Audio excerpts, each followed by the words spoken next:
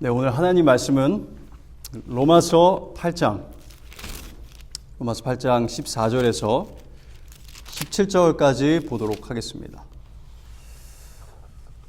자, 하나님 아버지 하고 우리가 기도를 합니다.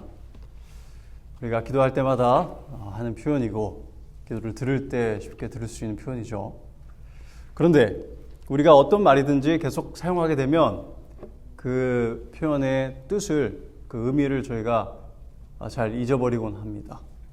그래서 오늘은 우리가 하나님 아버지라고 하나님을 부르는 것이 어떠한 놀라운 사실들을 함의하고 있는지, 내포하고 있는지 다시금 깨닫게 되는 그런 시간이 되었으면 좋겠습니다. 그리고 제가 미리 말씀드리고 싶은 것은 하나님을 아버지라 부를 수 있다라는 사실이 저와 여러분의 삶을 완전하게 바꿀 수 있는, 정말 무기로 치면 핵폭탄과 같은 강력한 파괴력을 지닌 진리라는 것을 말씀드립니다. 자, 그럼 이제 본문을 읽고 우리가 하나님의 아들들이 되었음이, 그리고 그분을 아바 아버지라고 부르는 것이 우리에게 어떤 의미가 있는지 한번 알아보도록 하겠습니다. 로마서 8장 14절 17절 본문을 읽도록 하겠습니다.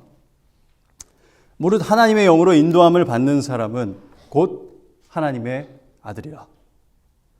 너희는 다시 무서워하는 종의 영을 받지 아니하고 양자의 영을 받았으므로 우리가 아빠, 아버지라고 부르짖느니라. 성령이 친히 우리의 영과 더불어 우리가 하나님의 자녀인 것을 증언하시나니 자녀이면 또한 상속자, 곧 하나님의 상속자요 그리스도와 함께 한 상속자니 우리가 그와 함께 영광을 받기 위하여 고난도 함께 받아야 할 것이니라. 자, 그럼 14절부터 우리가 볼 텐데요. 오늘 본문 14절은 놀라운 진리를 언급하고 있습니다. 뭐죠? 바로 우리가 하나님 가문의 자녀가 되었다는 것입니다. 우리 로마서 8장 9절에서는 무엇을 배웠죠? 모든 그리스도인 안에는 누가 거하신다고 배웠죠? 성령님이 거하신다고 배웠습니다. 즉, 그 사람의 영적인 성장의 정도에 관계없이, 어떤 강력한 회심의 경험이 있는지 없는지에 관계없이 모든 그리스도인은 성령님이 거하시는 하나님의 전이다라는 사실을 배웠습니다. 그리고 거기에 더해서 오늘 본문은 한 가지 기막힌 진리를 더하죠. 바로 우리 안에 거하신 성령님께서 우리 그리스도인들을 인도하신다라는 것입니다. 우리는 하나님의 은혜로 회개하고 그리스도를 믿게 된 순간부터 성령님의 인도하심을 받기 시작합니다. 그런데 여기에 14절은요, 사실상 우리의 말문을 막히게 하는 거대한 진리를 하나 더 추가하는데 이것을 단 4개의 단어로 표현하고 있습니다. 그들은 곧 하나님의 아들이라. 여러분, 이 4단어의 조합으로 우리에게 툭 던져진 이 진리는 저와 여러분의 삶을 송두리째 뒤흔들어 놓을 만큼 거대한 진리입니다. 참으로 마틴 루터는 성경의 진리를 깊이 묵상하지 않는 것에 어리석음을 잘 표현했습니다. 그는 이렇게 말했습니다. 성경은 서두르는 사람들에게는 걸려 넘어지게 하는 돌이다. 여러분, 오늘 우리가 배우게 될 이 진리는 여러분이 다 아시는 겁니다. 그러나 이 진리는 분명 우리의 삶을 뒤집어 엎어버릴 만큼 강력한 진리입니다. 하나님이 여러분의 아버지십니다. 그러나 여러분, 이 진리가 여러분의 삶 속에서 죄를 파괴하고 하나님으로부터 오는 감사와 기쁨이 넘치게 하기 위해서는 이 진리를 일상 속에서 깊이, 아주 진하게 묵상을 하셔야 합니다. 계속 그렇게 하셔야 합니다. 자, 그럼 이 진리가 얼마나 놀라운 사실인지 우리의 원래 지위와 대조를 해서 보도록 하겠습니다. 여러분, 우리가 원래 누구의 자녀였는지 기억하시나요? 네, 우리는 사탄의 자녀였습니다. 에베소서 2장을 한번 펴보겠습니다. 에베소서 2장 1절에서 3절입니다. 그는 허물과 죄로 죽었던 너희를 살리셨도다. 그때 너희는 그 가운데서 행하여 이 세상 풍조를 따르고 공중의 권세 잡은 자를 따랐으니 곧 지금 불순종의 아들들 가운데서 역사하는 영이라. 전에는 우리도 다 그 가운데서 우리 육체의 욕심을 따라 지내며 육체와 마음에 원하는 것을 하여 다른 이들과 같이 본질상 진노의 자녀이었더니. 자, 우리는 본질상 진노의 자녀였고 공중의 권세 잡은 자 사단의 자녀이자 수하였습니다. 우리는 하나님께서 주신 몸과 생각할 수 있는 능력과 지능과 감정과 감각을 총동원해서 사탄을 따라 살았습니다. 죄가 우리의 삶이었고 죽음이 우리의 운명이었습니다. 여러분, 이 어두운 진리를 강조하고 거듭해서 공부하는 것은 우리에게 매우 중요합니다. 우리가 본래 영적으로 죽은 자요, 하나님의 적이요, 사탄의 자녀였고 영원한 죽음을 향해 직행하고 있었다는 것을 이해하는 것은 우리의 구원이 얼마나 놀라운 사실인지 깨닫게 해주고, 우리가 특별한 것은 우리 스스로의 의지나 외모나 능력이나 지혜 때문이 아니라 하나님의 놀라운 은혜를 받았다는 그 사실에 있다는 것을 깨닫게 해주기 때문입니다. 그래서 우리의 본래 지위, 우리 본래 성질, 그리고 우리 본래 운명을 생각하면 우리는 참으로 계속 작아지고 낮아지고 겸손해집니다. 그럴수록 우리 주님의 위대하심은 우리 마음속에서 더 드높아지고 그 광대한 빛을 내뿜습니다. 우린 낮아지고 그분은 높아져야 합니다. 그래서 다시 반복해서 말씀드립니다. 저와 여러분은 죄와 허물로 죽었던 사탄의 자녀였습니다. 영적으로 죽어있는 사람들이었습니다. 그리고 이것이 모든 예수 그리스도를 믿지 않는 자들의 현 주소입니다.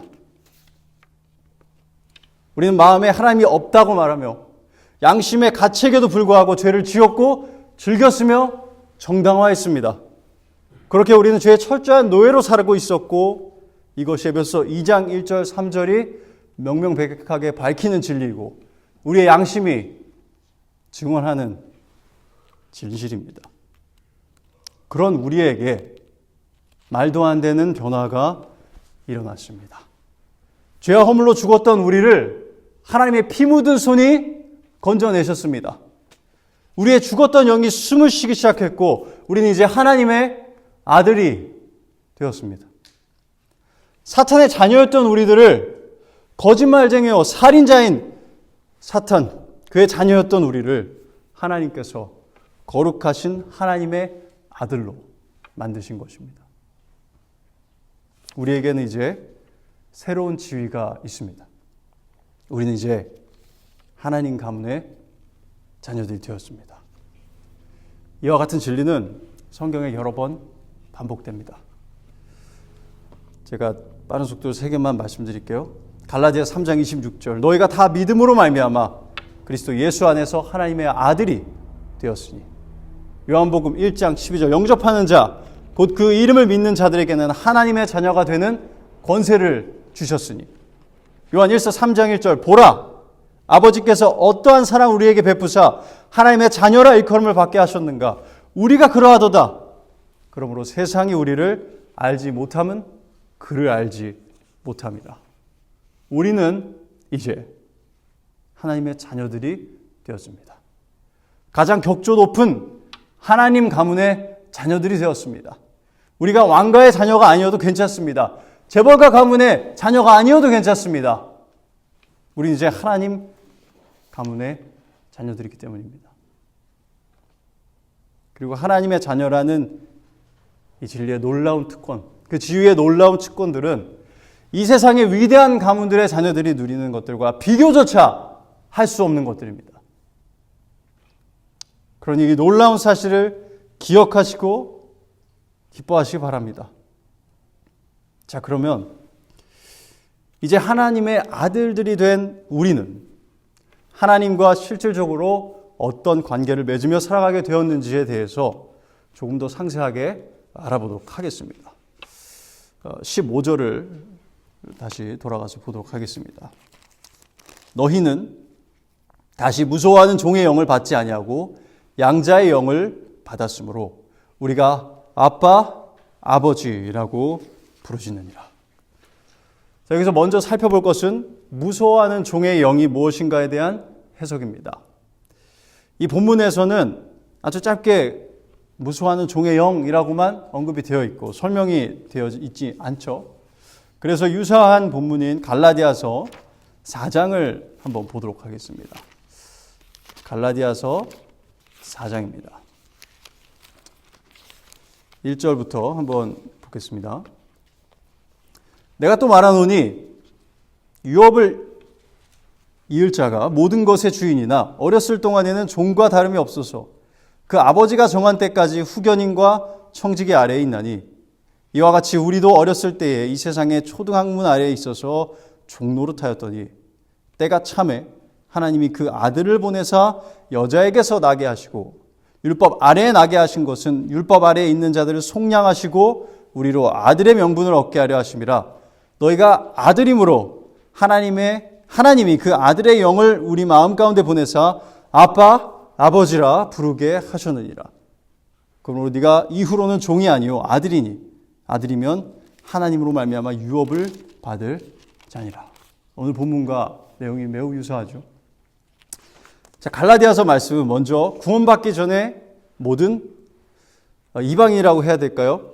왜냐하면 유대인들은 무엇 아래 있었죠? 율법 아래에 있었습니다. 그렇죠? 율법이 초등학문이 되어서 유대인들을 그리스도께로 인도했습니다. 그럼 이방인들은 이 세상의 초등학문 아래에서 종노릇을 했다고 말하고 있습니다. 그래서 초등학문은 기본적으로 우리가 율법주의를 가리킨다고 볼 수 있습니다. 모든 세상의 종교는 선을 행하면 살고 악을 행하면 벌을 받는다라는 기초에 지어져 있습니다.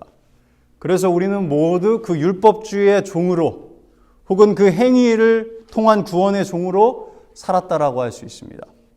우리는 선한 일을 하면 다른 사람들보다 자신이 더 대단한 존재라 생각하며 뿌듯해했고 악한 일을 행하면 우리를 쫓아다니는 양심에 의해서 고통스러워했습니다. 그래서 우리는 이 세상의 초등학문 아래에 살 동안에는 우리가 어렴풋이 알더라도 항상 죄의 결과, 즉 심판에 대한 두려움에 쫓겨다니며 살았습니다. 그래서 열심히 다양한 종교 활동도 하고 아니면 온 힘을 다해 죄책감을 지우려고 노력했습니다. 우리의 행위로 그렇게 하는 것입니다. 이것이 바로 오늘 로마서 8장 15절에서 말하는 이 무서워하는 종의 영이 뜻하는 바입니다. 무서워하는 종의 영이란 행위 구원을 가르치는 초등학문, 사람이 만들어낸 가르침으로 인해서 죄의 결과를 무서워하며 초조함과 불안함 속에서 사는 사람의 마음의 상태를 말합니다. 또 율법을 통해서 자신의 죄책을 깨닫게 된 사람의 불안한, 초조한, 두려워하는 사람의 마음의 상태도 말합니다. 이건 모든 불신자들의 상태고요. 구원받기 전 우리의 마음의 상태였습니다. 우리는 율법주의라는 주인의 노예로서 언제나 두들겨 맞았고 그래서 계속해서 자신의 죄에 대한 심판을 받을 것을 무서워하며 살았습니다. 이것이 우리의 마음의 상태였습니다. 그러나 본문은 로마서로 다시 돌아오면 이렇게 말하고 있죠. 너희는 다시 무서워하는 종의 영을 받지 아니하고 라고 말하고 있습니다. 우리 그리스도인은 이제 다시는 전에 그 마음의 상태로 돌아가지 않아도 된다는 말입니다. 우리는 이제 다가오는 하나님의 심판을 벌벌 떨면서 무서워하지 않아도 됩니다. 이것이 얼마나 놀랍고 자유롭게 하는 그런 은혜입니까? 우리는 오히려 이제 당당하게 하나님의 보좌로 나아갈 수 있습니다. 하나님의 자녀로서 말입니다. 자, 그런데 여기에 한 가지 중요한 설명을 덧붙이겠습니다. 우리는 잠언 1장 7절이 말하는 것처럼 여호와를 경외하는 것이, 여호와를 두려워하는 것이 지식의 근본이라는 것을 이해합니다. 그래서 우리는 그분을 존경하고 높이는 거룩하신 하나님으로 두려워하는 것을 인정합니다. 그렇게 해야 합니다. 그러나 우리 그리스도인들은 절대로 하나님의 심판을 무서워하던 그때처럼 하나님을 벌벌 떨면서 무서워해서는 안 된다고 생각합니다. 그리고 그것이 맞습니다. 왜냐하면 오늘 본문 15절과 많은 성경의 본문들이 가르쳐주는 것이기 때문입니다. 그래서 우리는 두려워하지 않아도 됩니다. 그런데 한 가지 주의할 사항이 있습니다. 그리스도인도 하나님의 심판을 무서워하고 벌벌 떨어야 할 때가 있습니다. 실제로 하나님의 심판을 받을 것이기 때문이 아니라 그것이 우리의 마음가짐이어야 할 때가 있기 때문입니다. 먼저 지난주 설교에서 그리스도인은 죄를 지어도 구원을 잃지 않지만 영원한 죽음을 맞이하게 된다는 마음가짐을 가지고 죄와 싸워야 한다고 배웠습니다. 그게 사실은 아니지만 그런 마음가짐으로 살아야 된다는 것을 배웠습니다. 특히 죄를 대할 때 말이죠. 거기에다가 우리가 고린도 후서 7장 10절 11절을 오늘 한번 살펴보겠습니다. 고린도 후서 7장입니다. 여기서 우리는 영어로 하면 godly sorrow, 그렇죠? 한국어로 하면 하나님의 뜻대로 하는 근심에 대해서 배웁니다. 그리고 여기서 이 두려움에 대한 단어가 또 등장하는데요. 한번 읽겠습니다. 하나님의 뜻대로 하는 근심은 후회할 것이 없는 구원에 이르게 하는 회개를 이루는 것이요 세상 근심은 사망을 이루는 것이라. 보라, 하나님의 뜻대로 하게 된 이 근심이 너희로 얼마나 간절하게 하며 얼마나 변증하게 하며 얼마나 분하게 하며 얼마나 두렵게 하며 얼마나 사모하게 하며 얼마나 열심히 있게 하며 얼마나 벌하게 하였는가. 너희가 그 일에 대하여 일체 너희 자신의 깨끗함을 나타내었느니라. 여기서 바울은 고린도 교회가 그들의 죄악된 행실을 향한 참된 근심을 하나님의 뜻대로 하는 근심을 했다고 말하면서 기뻐하고 있습니다. 그들은 바울이 보낸 강하게 훈계하는 그 편지를 읽고 마음에 이 참된 근심을 느꼈습니다. 고린도 교인들의 후회는 자기 연민이라든지 걸렸다 하는 마음이나 이제 다 끝났다라는 절망감이나 비통함이나 상처 입은 자존심이 아니었습니다. 그들은 참된 근심을 했습니다. 그리고 여기서 중요한 것이 그 참된 근심에는 오늘 본문에 사용된 동일한 단어 무서워하는 마음이 포함되어 있었다는 것을 알 수 있습니다. 그래서 여기서 이 두려움에 대한, 무서움에 대한 중요한 주의사항이 있습니다. 우리 그리스도인도 고린도 교인들처럼 죄에 깊이 빠져서 죄의 종인 듯 행동할 때에는 참된 근심을 느껴야 하고 하나님의 심판을 무서워하는 마음을 느껴야 하고 그래서 참된 회개로 다시 나아가야 합니다. 그리고 여기에 덧붙이자면 우리가 죄의 유혹을 강하게 느끼는 그 순간에도 우리 마음에는 하나님의 심판을 두려워하는 마음이 있어야 합니다. 그래서 이런 겁니다.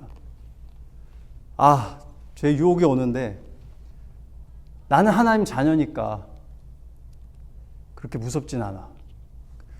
하나님을 슬프게 하는 게 슬프지만 그래도 괜찮아. 이렇게 해서 죄를 짓는 그런 사고방식을 가져서는 안 된다는 겁니다. 죄를 짓는 것은 죽음을 낳고 내가 죄를 죽이지 않으면 죄가 나를 죽인다. 그런 마음으로 우리가 죄의 유혹을 대해야 합니다. 그래서 거기에는 우리가 말하는 그런 무서워하는 마음도 포함이 된다는 것입니다. 자, 그러면 이 주의사항을 생각을 하면서 이제 15절 뒷부분에 놀라운 진리를 또 살펴보도록 하겠습니다. 뭐라고 하죠? 우리가 양자의 영을 받았으므로 우리가 아빠 아버지라고 부르짖느니라. 자, 우리가 양자의 영을 받았다는 것은 사탄의 자녀였던 우리를 하나님께서 자신의 자녀로 입양을 하셨다는 뜻입니다. 그리고 이 양자라는 단어에는 사랑과 은혜, 친밀함과 정이 가득합니다. 이것이 하나님이 우리를 아들들로 만드신, 자녀들로 만드신 방법입니다. 그분은 우리를 고아처럼 내버려 두지 않고 자신의 양자로 삼으셨습니다. 그렇기 때문에 우리는 하나님의 심판이 무서워서 벌벌 떠는 삶이 아니라 하나님의 자녀로서 기뻐하고 즐거워하며 싱글벙글한 마음을 가지고 살게 되는 것입니다. 우리가 양자가 되었기 때문에 우리는 이제 하나님에게 아빠, 아버지라고 부르짖을 수 있습니다. 자, 아빠, 아버지라는 표현은 원어를 보면 예수님이 말을 하실 때 사용하셨던 아람어와 그리스어 표현 두 가지가 섞인 그런 표현입니다. 그래서 발음대로 우리가 아빠라고 읽는 건요, 아바라고 쓰여서 이제 아람어입니다. 그리고 그 뒤에 아버지라고 번역된 단어는 그리스어로 파테어라는 단어고요, 아빠라는 뜻입니다. 자, 이에 대해서 바울이 아람어를 썼던 유대인뿐 아니라 그리스어를 쓰는 이방인들 모두 하나님을 아버지라고 부를 수 있다는 진리는 전하는 것이라고 해석하는 분들도 있습니다. 그리고 그것도 사실입니다. 그런데 그것보다 더한 내용이 있다라고 저는 생각하는데요. 우린 예수님께서 이 동일한 표현을 사용하신 것을 봅니다. 그리고 이 표현이 예수님께서 하나님을 친밀하게 부르시는 그런 애정이 넘친 표현이라는 것을 알 수 있습니다. 여러분 기억나시나요? 예수님께서 다가오는 십자가의 심판을 앞두고 하나님의 진노를 받을 그 두려운 순간을 앞에 두고 땀이 피가 되도록 기도하시면서 이렇게 하나님을 부르셨습니다. 마가복음 14장 36절입니다. 이르시되 아빠, 아버지여, 아버지께서 모든 것이 가능하오니 이 잔을 내게서 옮기시옵소서. 그러나 나의 원대로 마시옵고 아버지의 원대로 하옵소서 하시고. 아빠, 아버지여. 아빠, 아버지라는 표현은 그래서 예수님만이 사용하실 수 있는 친밀한 표현이었습니다.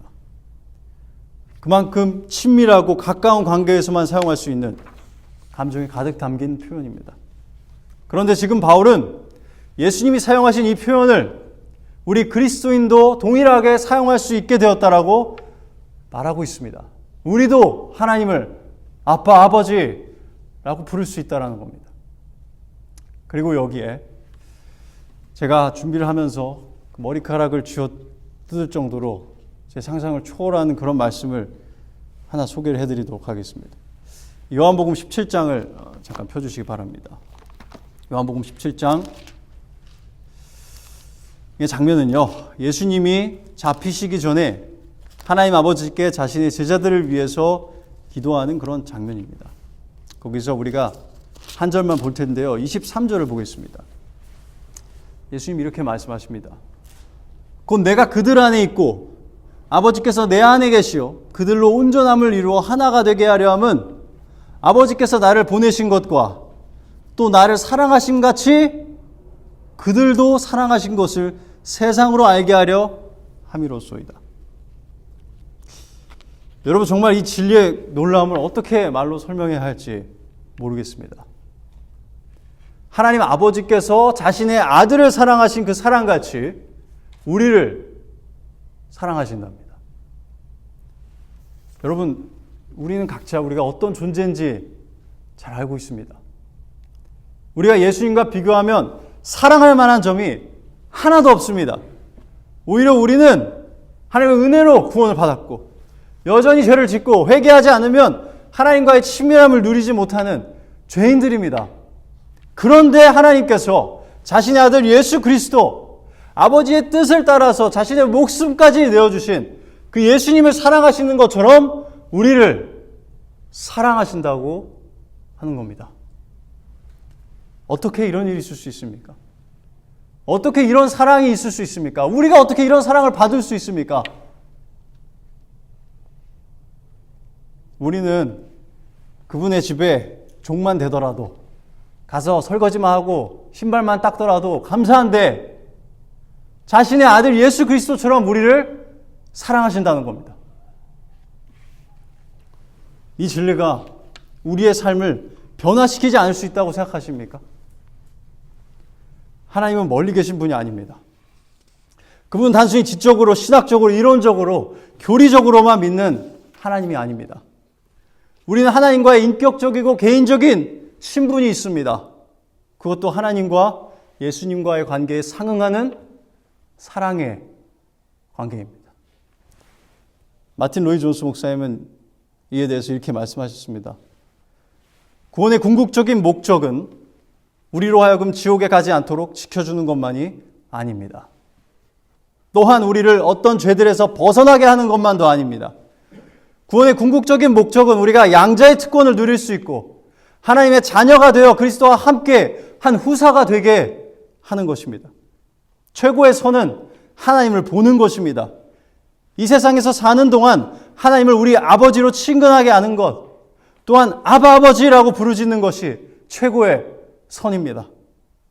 여러분, 이 놀라운 진리가, 하나님이 우리를 이처럼 사랑하신다는 진리가 우리의 성화에, 우리의 삶에 어떤 영향을 미칠지 생각해 보시기 바랍니다.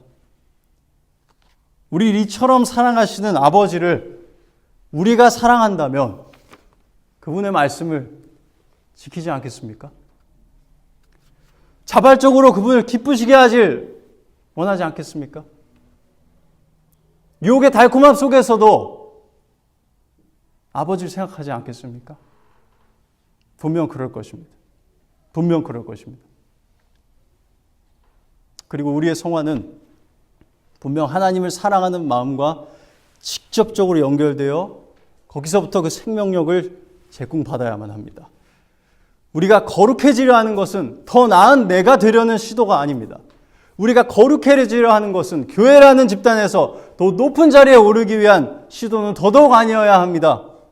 우리가 거룩해지려 하는 것은 하나님 아버지를 사랑하니까 그분을 닮아가려는 양자된 아들들의 감격스러운 몸부림입니다. 그럼 이제 다시 본문으로 돌아와서 16절로 넘어가겠습니다. 성령이 친히 우리의 영과 더불어 우리가 하나님의 자녀인 것을 증언하시나니. 16절은 성령님을 우리를 하나님의 자녀로 만드실 뿐 아니라 우리가 하나님의 자녀라는 것을 깨닫고 느끼게 하신다는 사실을 가르쳐 줍니다. 성령님은 우리의 영, 즉 우리의 속사람에게, 우리의 마음속에서 우리가 하나님의 아들들이라는 확신을 주십니다. 이것을 우리는 성령의 내적 증언이라고 표현합니다.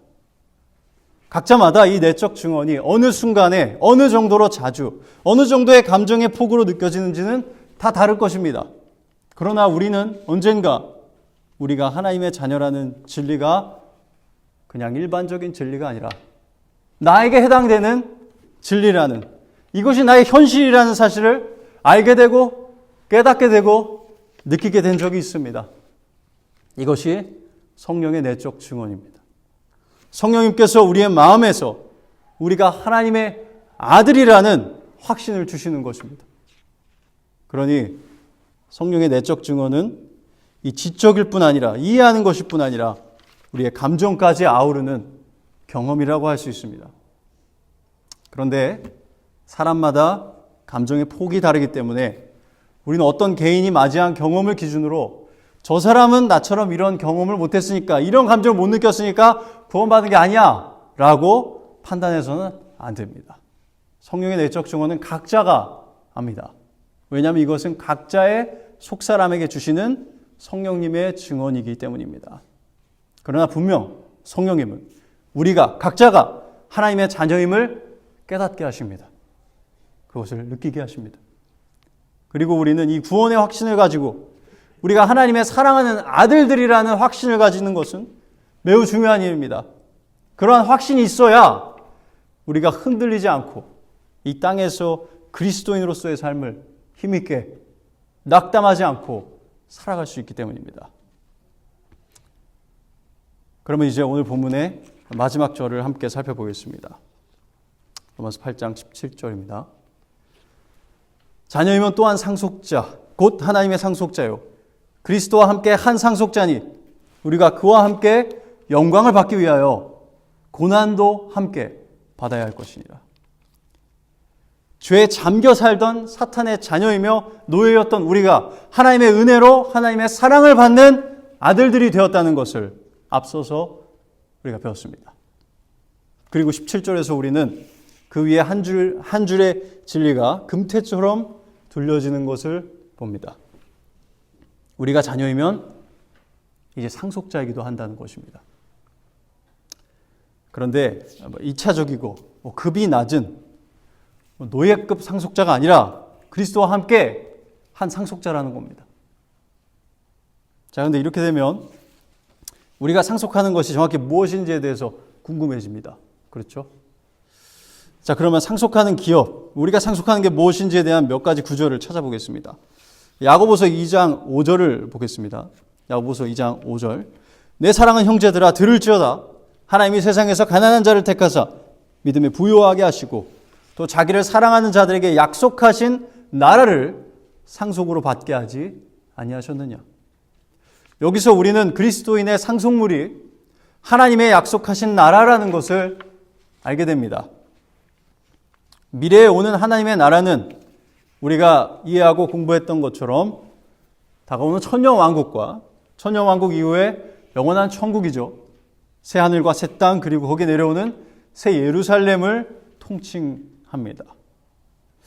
계시록 20장 4절은 그리스도인들이 그리스도와 더불어서 천년 동안 왕노릇을 한다고 가르치는데요. 요한 계시록 20장을 한번 펴보겠습니다. 요한계시록 20장 1절에서 4절 읽겠습니다. 또 내가 보매 천사가 무저갱의 열쇠와 그 큰 쇠사슬을 그의 손에 가지고 하늘로부터 내려와서 용을 잡으니 곧 예 뱀이요 마귀요 사탄이라 잡아서 1000년 동안 결박하여 무저갱에 던져 넣어 잠그고 그 위에 임봉하여 1000년이 차도록 다시는 만국을 미혹하지 못하게 하였는데 그 후에는 반드시 잠깐 노일이라. 또 내가 보좌들을 보니 거기에 앉은 자들이 있어 심판하는 권세를 받았더라. 또 내가 보니 예수를 증언함과 하나님의 말씀 때문에 목배임을 당한 자들의 영혼들과 또 짐승과 그의 우상에게 경배하지 아니하고 그들의 이마와 손에 그의 표를 받지 아니한 자들이 살아서 그리스도와 더불어 1000년 동안 왕노릇을 하니. 우리가 왕노릇을 하게 된다고 합니다.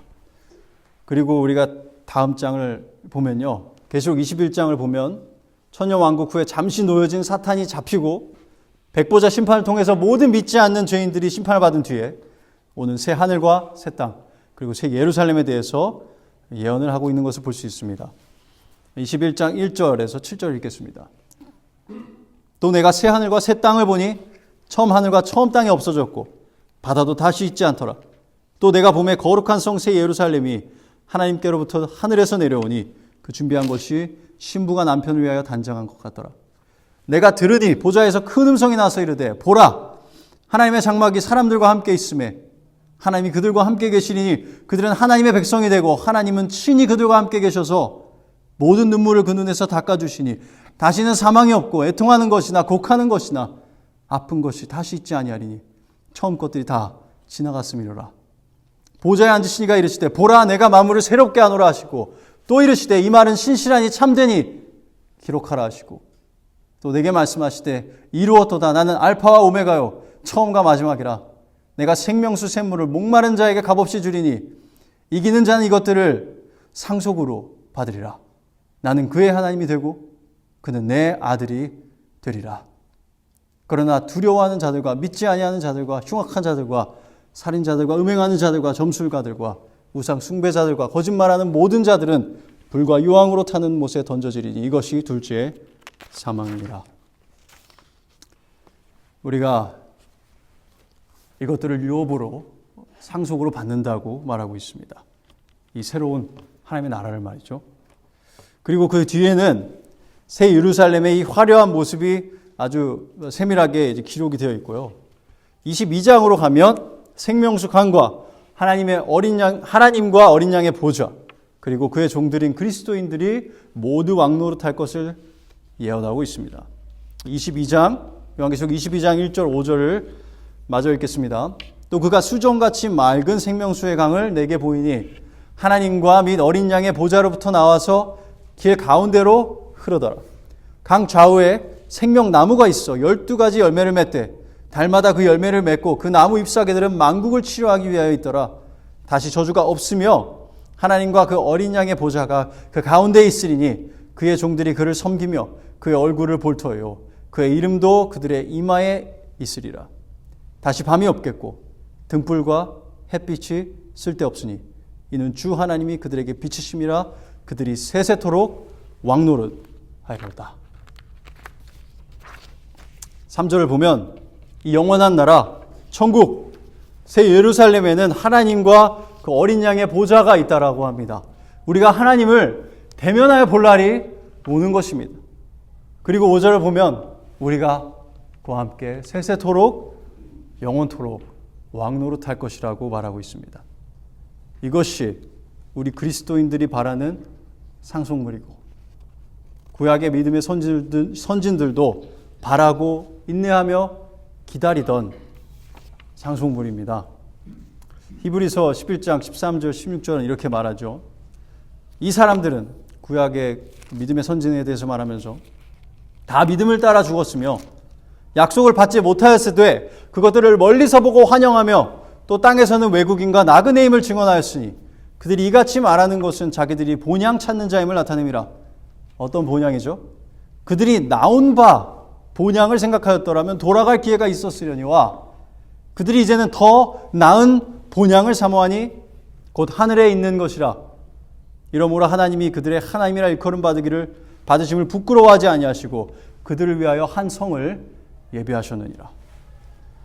여러분, 우리가 이 삶을 살면서 고대해야 하는 것은 바로 이 다가오는 하나님의 나라입니다.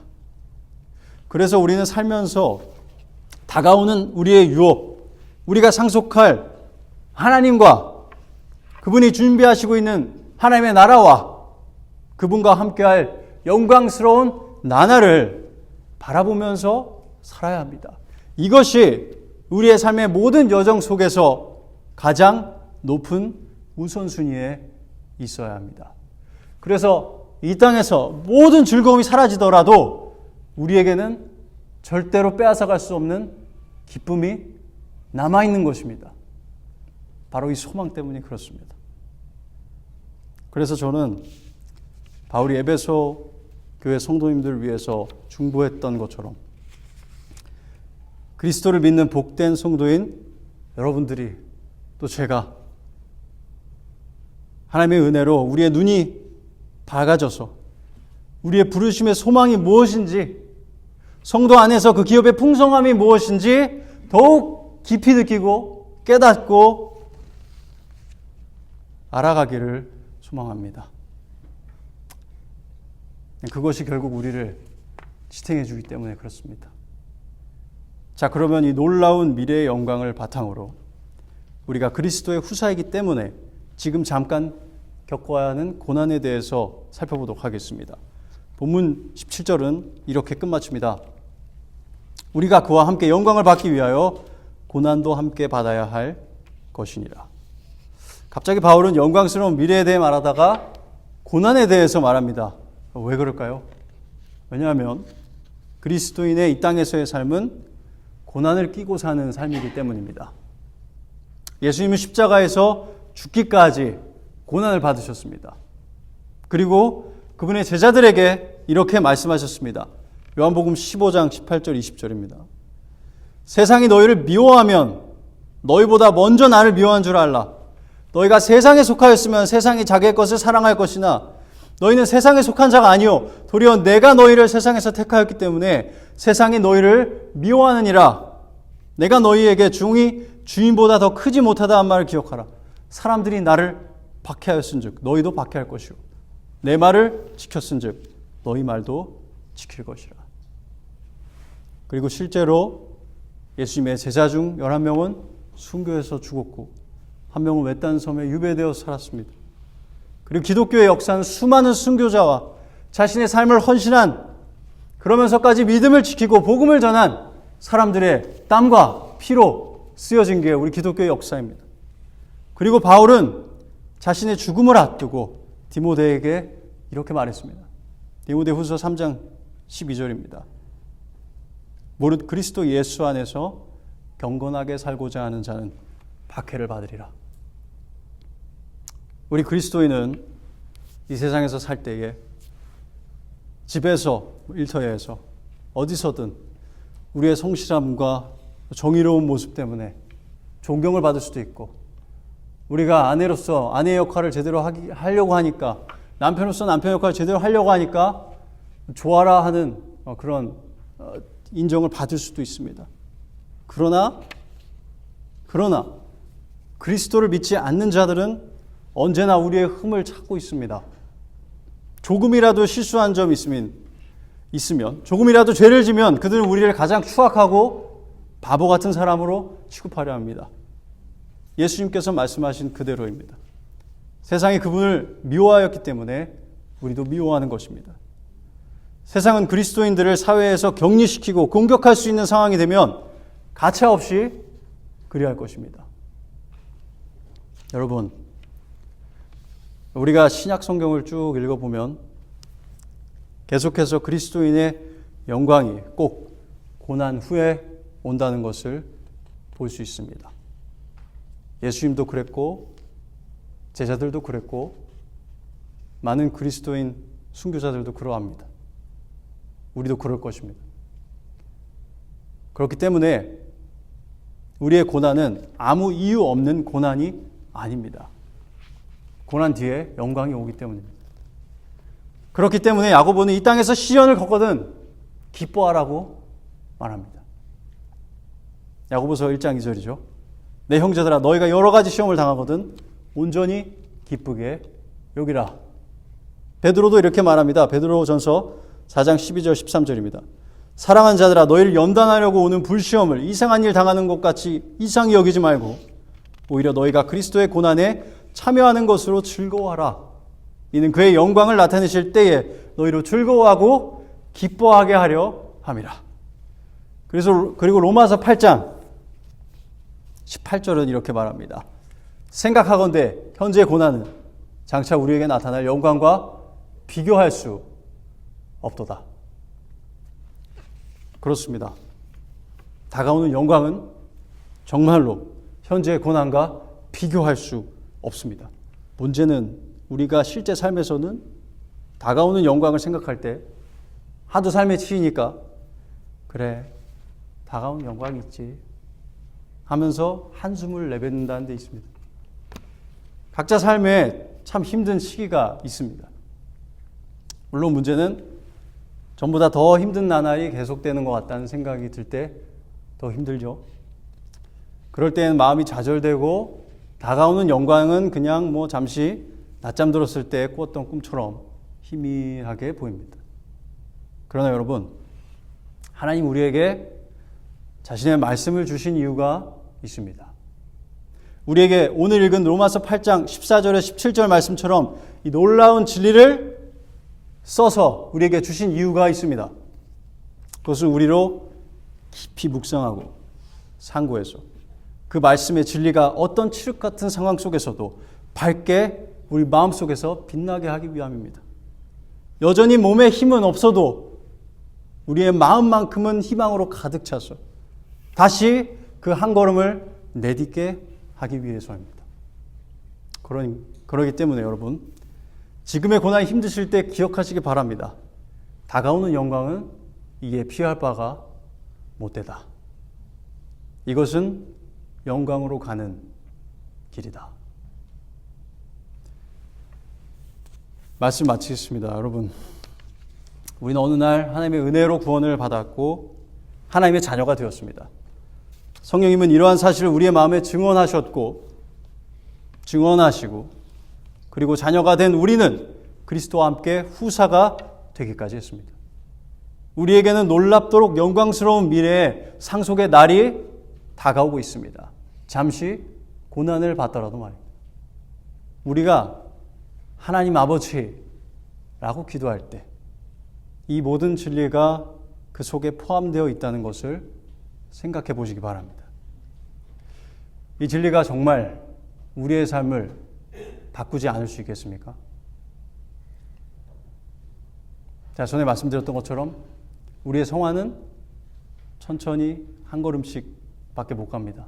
하지만 이러한 진리는 우리가 분명히 성화될 수 있도록, 분명히 예수님을 한 걸음 한 걸음 닮아갈 수 있도록 도울 것이고 계속 끌어줄 것이고 인도하실 것입니다. 기도하겠습니다. 하나님 감사합니다.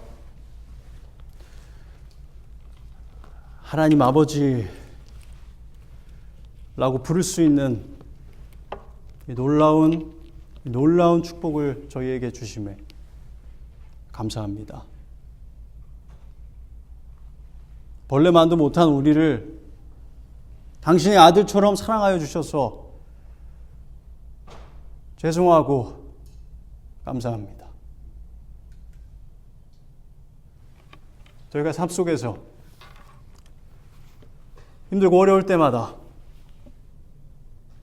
소망이 없는 것 같을 때마다 이 진리를 기억할 수 있도록 하나님 도와주시옵소서. 우리에게는 소망이 있습니다. 아무도 빼앗갈 수 있는 소망이 있습니다. 우리는 하나님의 자녀이기 때문입니다.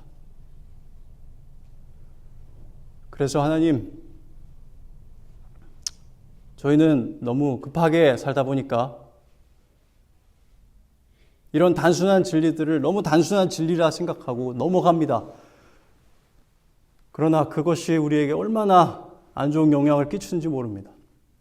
하나님, 저희가 이 단순한 진리라고 하는 것, 네 글자로 표현된 이 말, 깊이 묵상하고 그 말씀에 힘입어서 하루하루 살아갈 수 있도록 도와주시옵소서. 감사드리며 예수 그리스도의 이름으로 기도드렸습니다. 아멘.